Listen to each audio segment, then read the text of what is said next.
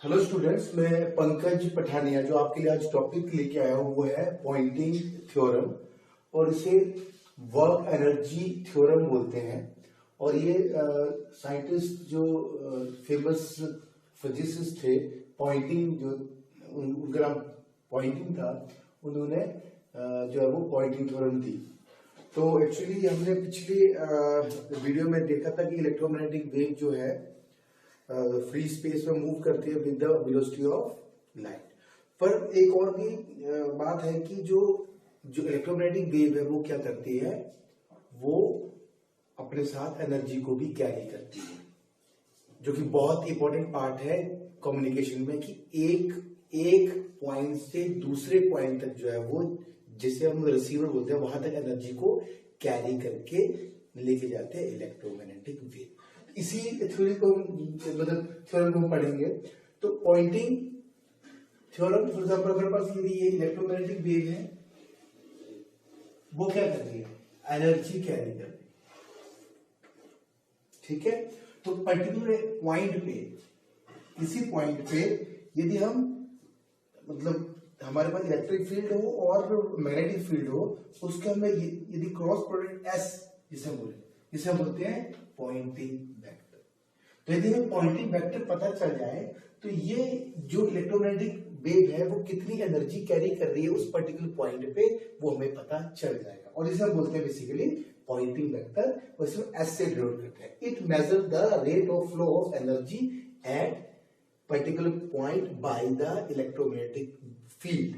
ठीक है बच्चों, और ये जो पॉइंटिंग वेक्टर, ये 2 नंबर का क्वेश्चन आता है, तो it is the amount of energy per unit time per unit area transport by the field is called the Poynting vector. ठीक है, अब हम पॉइंटिंग थ्योरम की स्टेटमेंट को देखिए। क्या है पॉइंटिंग थ्योरम? तो मैंने यहां पे लिख रखा है पहले से, that is the E cross B, that is the Poynting vector surface पे। फॉर एग्जाम्पल हमारे पास ये कोई वॉल्यूम है जो कि सरफेस इंप्रेस, और वॉल्यूम के अंदर हमारे पास चार्ज है और करंट है, वॉल्यूम चार्ज है। तो amount of energy transport at particular point, that is E cross B dot d S. इस सरफेस से के थ्रू जो हमारे पास जो पॉइंटिंग वेक्टर है, वो एनर्जी फ्लो हो रही है कहां से, वॉल्यूम से सरफेस के थ्रू जो है वो स्पेस में मूव कर रही है। तो at particular point energy transport by the electromagnetic field is equal to the total dissipated power within the volume at any instant due to ohmic losses.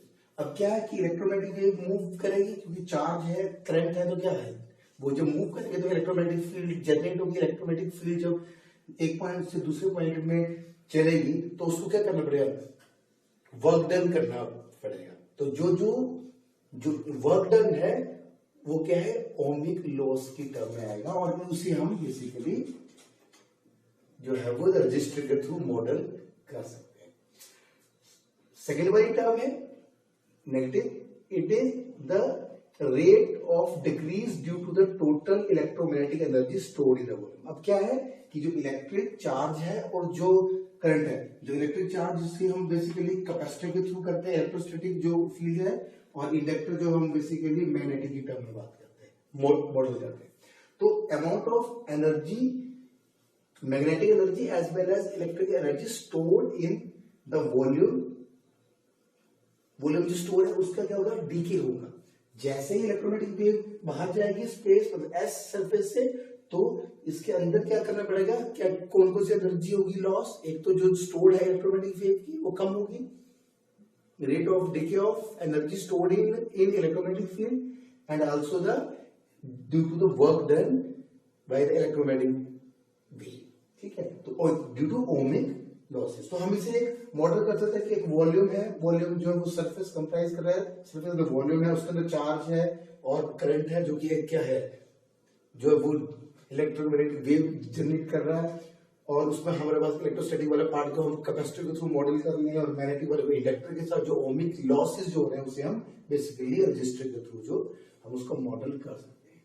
ठीक है, तो इसका मतलब हमें पॉइंटिंग थ्योरम का मतलब कि टोटल जो energy carry by the electromagnetic wave per unit area per unit time is equal to the total dissipated power within the volume at 10 instant due to ohmic losses and the rate of decrease due to the total electromagnetic energy stored in the volume। तो ये basically क्या है, Poynting theorem की statement है। ठीक है, तो it is the flow of power through out the space. तो वर्क एनर्जी थ्योरम क्या बताती है, flow of power through the space. ठीक है बच्चों,